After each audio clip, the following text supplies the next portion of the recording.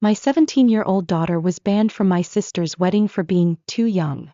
I didn't argue. I just said, we won't be attending. But when Christmas came, I made one quiet change, and the entire family lost it. My name is Claire and I'm the oldest of 3 sisters. Growing up, that meant I was the responsible one. The helper. The babysitter. The one who handled things when our parents were too tired or too distracted. I never really minded, not at first. That's just how it was. Tessa was the middle child. The performer, the attention magnet. Rachel, the youngest, was the baby. He got away with everything. I was the one who cleaned up after everyone else. When I got older and became a mom myself, things changed a little. But not really. I adopted my daughter Maya when she was 3 years old.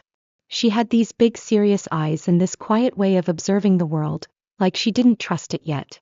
I remember the first time she called me Mom. I cried in the car after I dropped her off at preschool.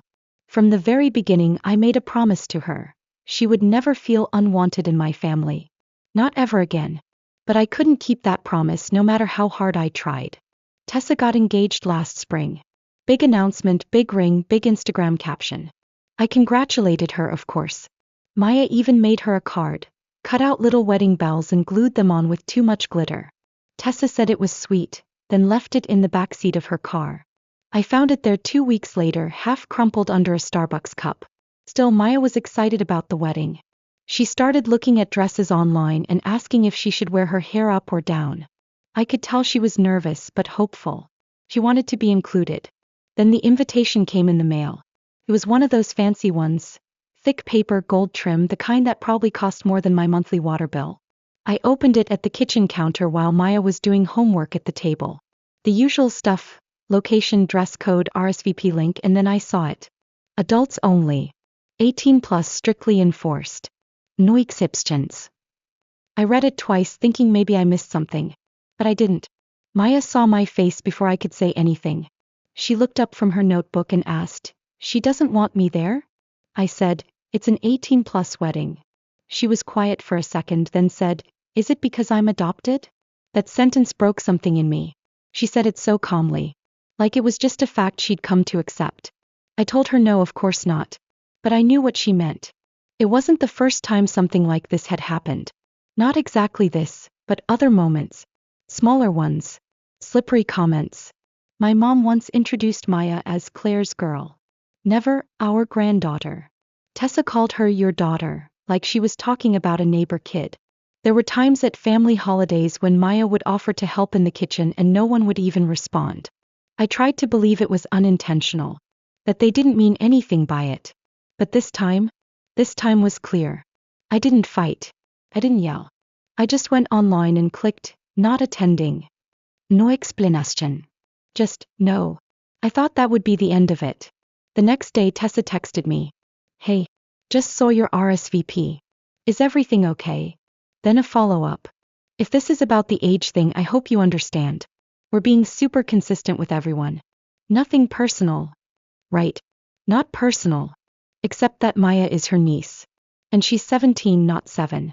I didn't answer. Then Rachel messaged me. "Tessa said you're not coming?" Like, what's going on? Then my mom called. She never calls me just to talk. So I picked up, already bracing myself. "Claire," she said, "I heard you're not going to the wedding. Is this really about the age limit?" I said, "Maya's not invited. I'm not going without her." "She's almost 18, my mom said. "It's not like she's a little kid. She's family." There was a pause. "Don't punish your sister over this. It's one night." I didn't argue. I just said, "We're not going," and hung up. That should have been it. But then came the group chat messages. The guilt. The little comments that weren't even subtle. "Rachel, can't believe you're making such a big deal over one rule. You always have to cause drama." "Maya's not the only one not coming. This isn't about her. You're making it about her." My mom sent a long message about family unity and forgiveness. About how we've all made sacrifices. About how it's hard being in the middle. I didn't respond. Maya deleted the dress photos from her phone. He stopped talking about the wedding. She didn't cry. But I think that's what hurt me the most, how unsurprised she was. She'd already learned what I spent too long trying to ignore. So when Christmas came around and no one had apologized or even brought it up, I made a quiet decision. I didn't invite them. No big announcement. No blow up. Just silence. And that's what made them really angry. If you'd asked me 10 years ago what I thought motherhood would look like, I would have said birthday parties, messy hugs, glitter on the carpet. I wouldn't have said, trying to protect a child from people who claim to love you both. When Maya came into my life, she was 3 years old and heartbreakingly serious. Big brown eyes, soft curls, and a quiet stare that made you feel like she was memorizing everything you said just in case she needed to survive you. She didn't warm up quickly. She didn't giggle on cue. She didn't run into my arms like a movie scene. But when she finally reached for my hand in the grocery store without being asked, I cried in the parking lot for 10 minutes. My husband, Ethan, was the one who said, "That was the moment she chose you." And I've been choosing her every day since. But my family never quite knew what to do with her. At first, I chalked it up to awkwardness. Adjusting. Bernie. She didn't have my eyes. She didn't carry my last name yet. She didn't jump into conversations at holidays the way the other kids did. But it was more than that. It was the way my mom referred to her as the little one instead of Maya. The way Tessa once asked, "Are you going to tell her she's adopted when she's older?" When Maya was standing right there. The way Rachel's kids got Easter baskets from our parents with personalized names, while Maya got a generic one with a "Happy Spring" tag. It wasn't overt. It was quieter than that. Softer. Easier to excuse if you wanted to. But Maya noticed. She always noticed. I tried to be patient. I really did. I explained. I redirected. I gave them the benefit of the doubt. When Maya was 6, she told my dad she wanted to be an artist. He smiled and said, "You'll need something more practical than that." When she was 8, she drew a picture of our family, me, Ethan, and her, and gave it to my mom. My mom smiled, said thank you, then set it down and never mentioned it again. Maya asked later why it wasn't on the fridge like the other cousins' drawings. I didn't know what to say. The first time I really lost my patience was Rachel's engagement party. Maya was 12. Rachel had invited us. Sort of. We were added to a mass text with a time, date, and venue. No, can't wait to see you. No personal message. But we went anyway. Because I thought this is how we change it. We keep showing up. Maya wore a pale blue dress and these little silver flats she'd picked out herself. She was nervous, kept asking if she looked okay, if she could stay close to me. At the party, Rachel greeted us with a tight smile and a hi.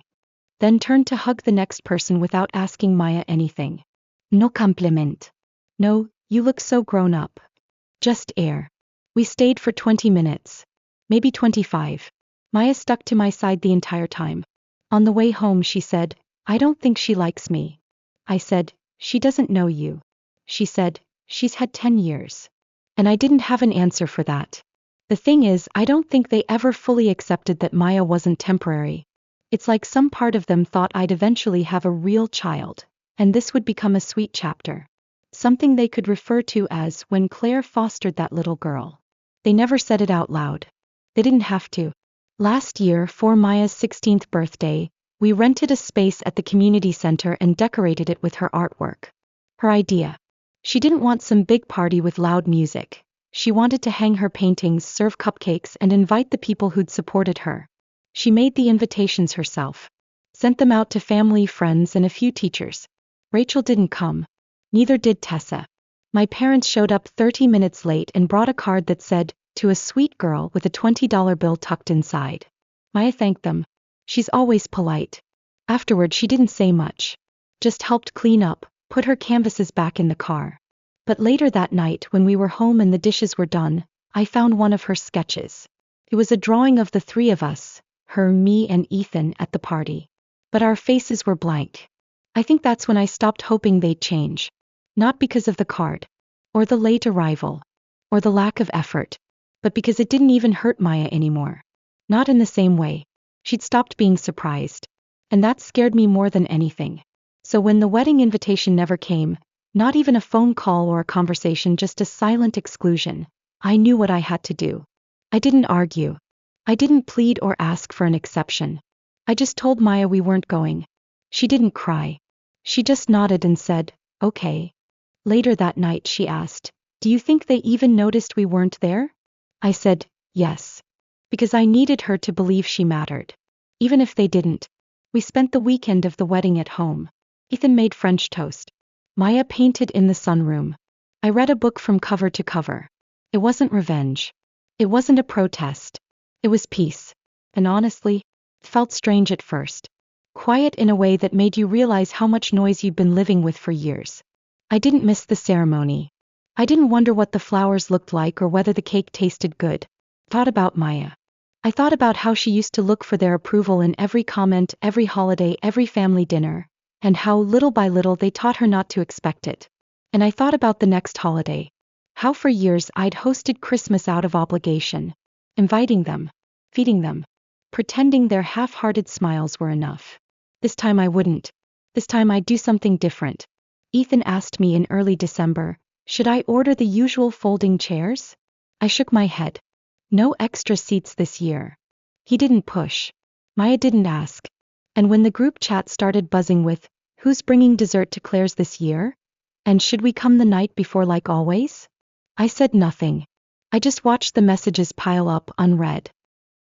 I didn't announce that I wasn't hosting Christmas. I didn't make a speech or post a bold status, or tell everyone to go find somewhere else to eat their ham and passive aggression. I just didn't say anything. And that silence, apparently, was the loudest thing I'd ever done. The group chat started buzzing around December 15th. Rachel. Claire, are we still doing Christmas Eve dinner at your place?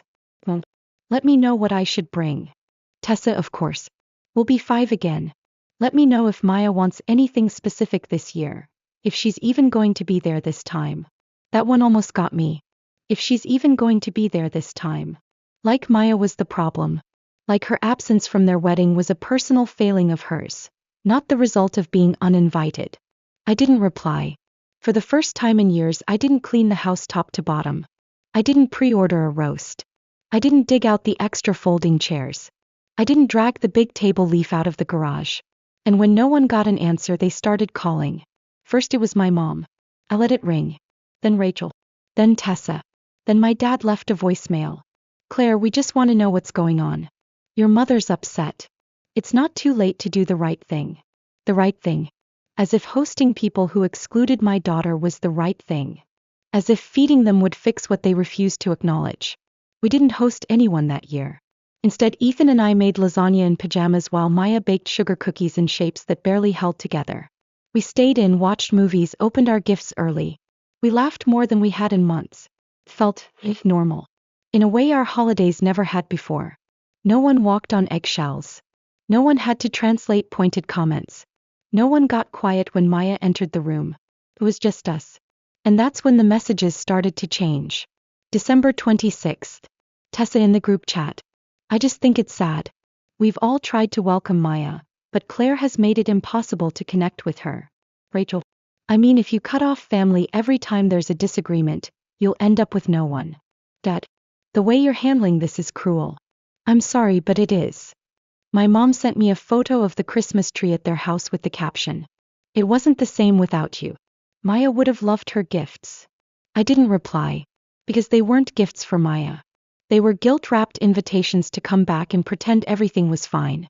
And I'd done that for too long. A few days later we got a card in the mail.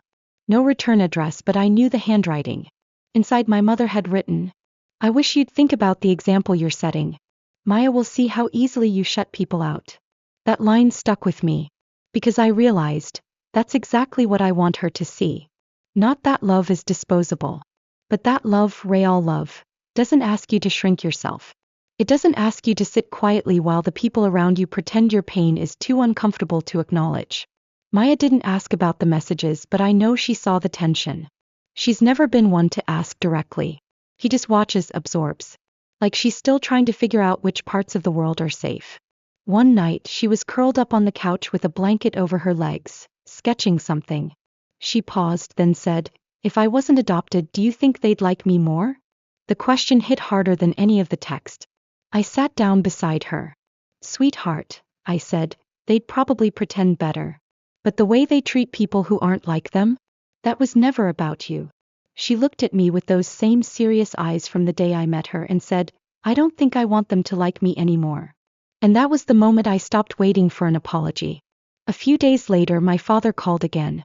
I let it ring. Then he texted. Your mother's not sleeping. She feels like she's lost you. We know we messed up. But that doesn't justify shutting everyone out. That's not who you are. I stared at that line for a long time. That's not who you are. I used to wonder about that. Used to question whether I was being too cold, too sensitive, too harsh. But now, I think this is who I am. Someone who finally knows what she will and won't tolerate. Someone who knows that keeping peace at the expense of your child's dignity isn't noble. It's cowardice dressed up as tradition. The final straw came from Tessa. She sent a voice memo. One of those rambling ones where people try to sound calm but every sentence has a knife tucked inside. I just think it's sad, Claire. You always made such a big deal about how much you love Maya, but now it feels like you're using her as a shield. Like any time someone doesn't treat her like royalty, you cut them out. That's not healthy. That's not parenting. That's obsession. I didn't listen to the rest. I deleted the message and blocked her number. Because if loving Maya fiercely, completely, is seen as obsession in their world, then yes. I'm obsessed. I'm wildly, unapologetically obsessed with protecting the person who needed me the most. And nothing they say will make me regret that. New Year's came and went quietly. Maya fell asleep before midnight with a half-eaten cookie on the couch. Ethan and I toasted with tea instead of champagne and watched fireworks on mute. He looked at me and said, "Do you miss them?" I thought about it. "No," I said. "I miss the idea of them. But that version never really existed." He nodded. Didn't say anything more. Just reached for my hand. I don't know what will happen next. I'm sure they'll keep trying. People like that don't go quietly. There will be more texts. More posts. Maybe one of them will show up at Maya's graduation next year, acting like nothing happened. But I've made my decision. There's no big showdown coming. No dramatic confrontación. Just quiet distance. And sometimes that's the most powerful choice of all. It happened on a Thursday. Cold, overcast, quiet. I had just come home from work, still in my coat when the doorbell rang. I wasn't expecting anyone. Ethan was working late. Maya was upstairs preparing a portfolio project for her college applications. I opened the door and there they were, my parents, standing on my porch like it was still 2007 and we were pretending nothing ever went wrong. My mom had a Tupperware container in her hands. I think they were oatmeal cookies. Her specialty. Soft in the middle, slightly burnt around the edges. The kind she used to make when I was little. "Claire," she said with a breathy little smile. "We thought we'd stop by." I didn't say anything at first. Just stared at the container in her hands like it might be booby-trapped. My dad shifted beside her. "Can we come in? Just for a minute?" "No," I said. There was a pause, surprise maybe. But not long enough to matter. My mom tried to recover with another warm tone. "We just wanted to talk. Things got heated. But we're still your family." She offered the cookies like a peace treaty. I didn't take them. That's when the smile started to falter. "You don't have to be like this," she said, her voice tightening. "We know it's been hard. Raising a teenager. Pushing everyone else away." My dad added, "We tried to be patient. We gave you space. But this? You're going to lose your real family over a girl who's going to leave in a few months." My stomach clenched. "She's 17, my mom said softly. "She'll go off to college soon and then what? You'll be alone. You'll regret this." I could hear the words underneath the words. This wasn't about reconciling. This was about control. And then my mother said it, the thing I think she'd always believed deep down. "I'm sorry, Claire. But she's not blood. She's not really one of us." She said it gently, like she was doing me a favor. Like she expected me to nod and say, "You're right, I lost my way." Instead, I took a deep breath, stepped back and said, "You need to leave. Right now." My dad looked taken aback. "Claire." "No," I said louder. "You don't get to come here with cookies and pity and act like this is kindness. You don't get to insult my daughter to my face and then wonder why I'm not inviting you in. You're going to regret this," my mom said again, her voice cracking now. "When she leaves you, when she forgets about you, you'll see. Our door will still be open. You'll come back. You'll realize we were right." I didn't say anything. I didn't need to. I closed the door, locked it, and leaned against it until I couldn't hear their footsteps anymore. I told Maya the next day. I wasn't going to. I didn't want her to carry their poison. But I've never lied to her. Not about anything important. She sat very still while I told her what they said. About her leaving. About not being blood. About me crawling back one day. She didn't cry. But I could see it in her hands, how tightly she clenched them in her lap. How her shoulders stiffened. They really think I'll leave you, she said. No, I said. They hope you will. That way I'll need them again. She nodded slowly. They don't get to hope things about me, she said. I thought that would be the end of it. I should have known better. Because a week later, my cousin Sarah forwarded me an email that Rachel had sent to the extended family. It was long. Rambling. Passive-aggressive in the way only Rachel could be. But the point was clear. She told them I had abandoned the family for a girl who manipulated her way into Claire's life and isolated her from everyone else. She implied Maya had been difficult, distant, and ungrateful. That my relationship with her was unhealthy. That I was obsessed with protecting her from imaginary slights. It was vile. And worse, it worked. People started reaching out. Aunt Linda texted me asking if I was okay. Uncle John called Ethan asking if I was having a breakdown. My second cousin Chloe left a comment on one of Maya's art posts. You're very lucky. Don't forget who gave you a home. Maya saw it. I saw her see it. And that was the last straw. I didn't write a response. I wrote a dossier. Screenshots. Messages. Photos. Every ignored invitation. Every exclusion. Every receipt. I wrote a letter. Not emotional. Not angry. Just facts. I sent it to the extended family only once. With the subject line. For those who wanted the full story. I didn't ask for sides. I didn't demand apologies. I just gave them the truth. Some replied. Some didn't. A few quietly unfriended Rachel. A few didn't believe a word I said. It didn't matter. Because I wasn't doing it for them.